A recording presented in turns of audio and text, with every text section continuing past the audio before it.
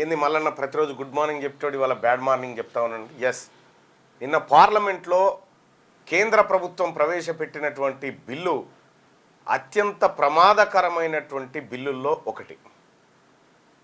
Article 130 ఏదైతే సవరణ చేసిరో దానికి అనేకమైనటువంటి ప్రశ్నలు భారతదేశం మీద, అటు న్యాయ వ్యవస్థ పైన, ఇటు రాజకీయ వ్యవస్థ పైన ఉత్పన్నమవుతూ ఉన్నాయి.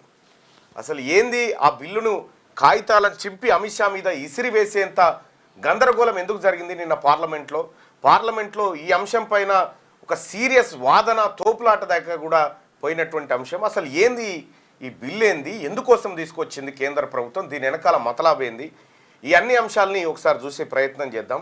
అయితే నిన్న బిల్లు ప్రవేశపెట్టేటువంటి సందర్భంలో కేంద్ర ప్రభుత్వం చేస్తున్నటువంటి వాదన పారదర్శకమైనటువంటి అవినీతి రహిత పాలన అనేటువంటి అంశాన్ని చెప్తున్నప్పటికీ దాని వెనకాల హిడెన్ ఎజెండా స్పష్టంగా కనిపిస్తూ ఉంది.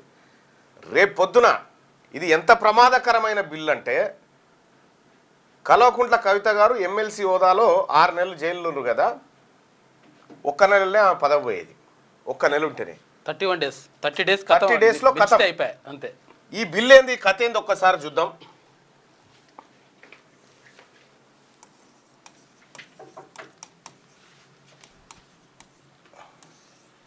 ఇక్కడ ఆర్టికల్ 130ని సవరిస్తూ ఏది కేంద్ర ప్రభుత్వం బిల్లు తీసుకొచ్చింది. అంటే దీంట్లో సవరణ అంటే దీంట్లో చాలా అంశాలు ఉన్నాయి.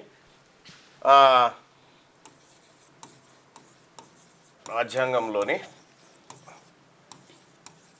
ఆర్టికల్ 75, ఓకే రైట్, భారత రాజ్యాంగంలోని ఆర్టికల్ 164, తర్వాత భారత రాజ్యాంగంలోని ఆర్టికల్ 129, ఒక్క నిమిషం ఇప్పుడు చెప్తా, 139 సారీ 139 AA. ఏంటి ఇవి ఏంటి అంటే, భారత రాజ్యాంగంలోని ఆర్టికల్ 75 ఏంటంటే ప్రధానమంత్రుల నియామకం, మంత్రిమండలి నియామకం అది రాష్ట్రపతి చేత నిర్వహించబడేటువంటి. ఆర్టికల్ 164 ఏంటంటే రాష్ట్ర ముఖ్యమంత్రిని గవర్నర్ నియమించడం, మంత్రులను కూడా నియమించడం, మంత్రిమండలంతా గవర్నర్ చేతుల్లో పనిచేయడం అనేటువంటిది ఇది. ఇక ఆర్టికల్ 139కి సంబంధించి నేరారోపణలు ఎదుర్కొనేటువంటి వాళ్ళు ఎవరైతే ఉంటారో, ఎవరైతే ప్రజాప్రతినిధులైనా కానీ, మంత్రులు కానీ, ఎమ్మెల్యేలు కానీ, ప్రధానమంత్రి, ముఖ్యమంత్రి ఎవరైనా సరే అయితే దీంట్లో ఈ ఆర్టికల్ 139 ఏం చెప్తా ఉంది, 130కి పోదాం కానీ 139 ఢిల్లీలో అసెంబ్లీ, గవర్నర్ అనే అంశాలు. ఎందుకు ఢిల్లీకి సపరేట్గా అంటే, ఢిల్లీ కేంద్ర పాలిత ప్రాంతము, అక్కడ లెఫ్టినెంట్ గవర్నర్ ఉంటారు, కానీ అసెంబ్లీ ఉంటుంది, రాష్ట్ర హోదాతో కూడినటువంటి కేంద్ర పాలిత ప్రాంతం కాబట్టి ఈ అంశం ఉంటుంది. అయితే ఇక్కడ మంత్రుల నియామకం, ముఖ్యమంత్రుల నియామకం వీటన్నిటిని సవరిస్తూ దీంట్లోనే అవినీతికి పాల్పడితే తొలగించి పదవీ చిత్తులను చేసేటువంటి కార్యక్రమం ఉంది. దీంట్లో ఇప్పుడు ఆర్టికల్ 130ని తీసుకొచ్చారు. 130 సవరణ చేసి నిన్న ఏం పెట్టిరు బిల్లు అని అంటే, ఇప్పుడు వీళ్ళున్నట్లో మొన్న అరవింద్ కేజ్రీవాల్ అరెస్ట్ అయింది కదా. అరవింద్ కేజ్రీవాల్ ఢిల్లీ సీఎంగా ఉండి జైల్లో ఉన్నాడు. మనీష్ సిసోడియా ఉన్నాడు అప్పుడు, వాళ్ళు వేరు. సీఎంది తీసుకుంటే అరవింద్ కేజ్రీవాల్ పైన ఎన్ఫోర్స్మెంట్ డైరెక్టరేట్ ఆరోపణ చేసింది లిక్కర్ స్కామ్లో ఉన్నాడు అని చెప్పి ఆయనను జైలుకు పంపింది.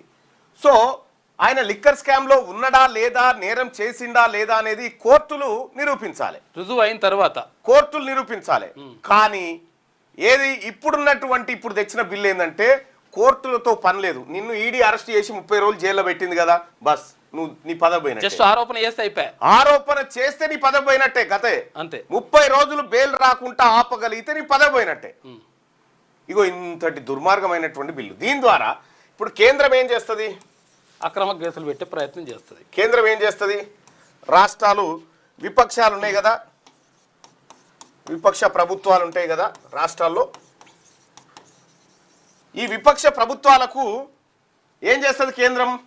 సపోజ్ ఇక్కడ రేవంత్ రెడ్డి గారు ఉన్నారు, సరే ఆయన అంటే ఆర్ఎస్ఎస్ మనిషి, జర మోడీకి దగ్గర, అది వేరే అనుకో. ఇక్కడ తమిళనాడులో స్టాలిన్ ఉన్నాడు. తమిళనాడులో ఉన్నటువంటి స్టాలిన్ పైన ఈడీని తోలిచ్చి ఒక తప్పుడు కేసు పెట్టి, ఈడీని తోలిచ్చి ఒక తప్పుడు కేసు పెట్టి ఒక 30 రోజులు జైల్లో పెట్టింది అనుకో, ఆయన ముఖ్యమంత్రి పదవి పోతుంది. ఇక నేరం రుజువైందా కాదే లేదా, నేరం రుజువైందా కాలేదా ఇంకా లెక్కనే లేదు, ఇక అవసరం లేదు. అంటే కేంద్రం తలుసుకుంటే రాష్ట్రాలన్నీ కూడా ప్రభుత్వాలు మార్చేయచ్చు, ఉన్నోని గద్దె దించవచ్చు, ఏదైనా చేయొచ్చు, న్యాయ వ్యవస్థతో ఎలాంటి సంబంధం లేకుండా. ముఖ్యమంత్రిని తీసుకొని జైల్లో పెట్టొచ్చు. ముఖ్యమంత్రిని తీసుకుపోయి జైల్లో పెడితే కథమే, 30 రోజులలో పోతుంది కథం. అయితే ఇక్కడ ఈ ప్రభుత్వం తీసుకొచ్చినటువంటి బిల్లు ద్వారా ఏం జరుగుతుందంటే, సపోజ్ ఒక నరేంద్ర మోడీ గారు ఒక స్టాలిన్ పైన ఈడీ కేసు పెట్టిండు. ఈడీ కేసు పెట్టి ఏం చేసిండు, అది ఆయన వెంటనే ఏది బెయిల్కి అప్లై చేసుకుండు, హైకోర్టుకు పోయిండు, హైకోర్టుకు పోయి బెయిల్ పెట్టుకున్నాను అనుకో, బెయిల్ కోసం పిటిషన్ పెట్టుకుండు, ఇది తప్పుడు కేసు అని బెయిల్ కోసం పిటిషన్ పెట్టుకున్నాను అనుకో. అయితే ఇక్కడ ఉన్నటువంటి జడ్జి గారిని కేంద్ర ప్రభుత్వం ఇన్ఫ్లుయెన్స్ చేసింది అనుకుందాం. జడ్జిని మేనేజ్ చేసింది, అతనికి బెయిల్ ఇవ్వద్దు 30 రోజుల దాకా అని మేనేజ్ చేసింది అనుకుందాం. అప్పుడు 30 రోజులు ఈ బెయిల్ పిటిషన్ వేయంగానే కరెక్ట్గా వారం లోపల విచారణ జరుగుతుంది. వారం లోపు విచారణ జరిగిన తర్వాత జడ్జి గారు ఇద్దరి వాదనలు వింటాడు. ఇద్దరి వాదనలు విన్న తర్వాత తీర్పును రిజర్వ్ చేస్తున్నా అంటాడు. అంతే. ఈ తీర్పును 30 రోజుల కంటే ఎక్కువ రిజర్వ్ చేసింది అనుకో, 30 రోజులు దాటి 31 రోజు అయిందంటే కథం పదవి పోతుంది. అంటే ఒక వ్యక్తి తలుసుకుంటే ఈ రాష్ట్రంలో ప్రభుత్వం కూలిపోతుంది. అయితే గతంలో ఇట్లా లేకుండే నిరూపణ కావాలి, కోర్టులు నిరూపించాలి దోషి అని. కానీ ఈ ఆర్టికల్ 130 ద్వారా 5 సంవత్సరాలు లేదా అంతకంటే ఎక్కువ, 5 సంవత్సరాల పైన ఉంటే కథమిగా అంతకంటే ఎక్కువ శిక్షార్హమైన నేరాలలో అరెస్ట్ అయితే, శిక్షార్హమైన నేరాలలో అరెస్ట్ అయి 30 రోజుల పాటు జైల్లో ఉంటే పదవి పోతుంది.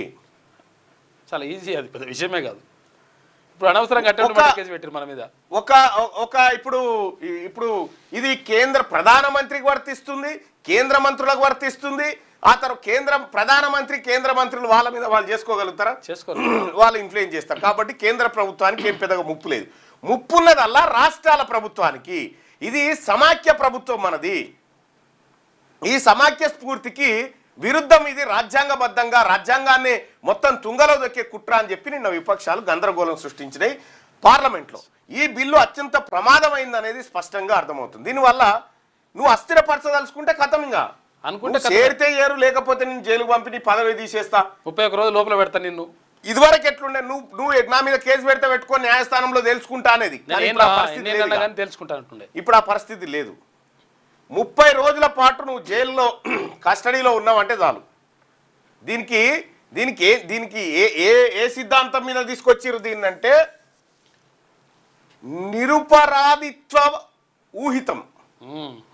నిరపరాధిత్వ ఊహితం అనే ఏది ఊహించడం, ఇతడు తప్పు చేశాడా లేదా అనేటువంటిది ఊహించి ఖతం చేసిరు దీన్ని.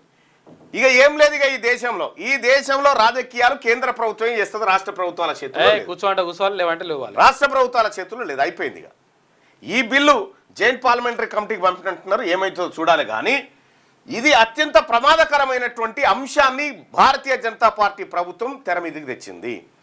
మొన్నటి వరకు ఎన్నికల సంఘాన్ని వాడి ఏదైనా చేయొచ్చు అనుకుంది, అది బహిర్గతం అవడంతో రెండో అస్త్రాన్ని వాడింది. మళ్ళీ ఈ అస్త్రాన్ని వాడింది. ఈ రకంగా దేశంలో ఉన్నటువంటి రాష్ట్రాలన్నింటినీ తమ గుప్పిట్లో పెట్టుకోవడం కోసం వాడినటువంటి ఒక అస్త్రం. తద్వారా న్యాయ వ్యవస్థకు ఉన్నటువంటి స్వతంత్రత దెబ్బతింటుంది, స్వతంత్ర ప్రతిపత్తి పోతుంది. ఇంకేముంది, సుప్రీంకోర్టు మేము కదనా ఆయన దొంగతనం చేసినా లేదా తెలిసే, నువ్వేవడమా పక్క జరుగు, ఇక్కడ మేము పెట్టుకున్నామా, ఆడ 30 రోజులు పోతే కథ పీక్ అవతల బారేస్తాం. ఇగో ఇది కథ. ఇప్పుడు జైల్లో ఉన్నప్పుడు ఇంకో పీటీ వారెంట్ ఇచ్చేసి తర్వాత అయిపోయాయి కథం, ఇంకో 4 కేసులు పెట్టి అట్లా చేయడం వల్ల అది కూడా జరుగుతుంది. అంటే ఇది కేంద్ర మంత్రులు రాష్ట్ర మంత్రులే కాదు, ఎమ్మెల్యేలకు కూడా వర్తిస్తుంది. ఇది ఎమ్మెల్యేలకు, ఎంపీలకు, ఎమ్మెల్సీలకు అందరికి వర్తిస్తుంది. అంతే.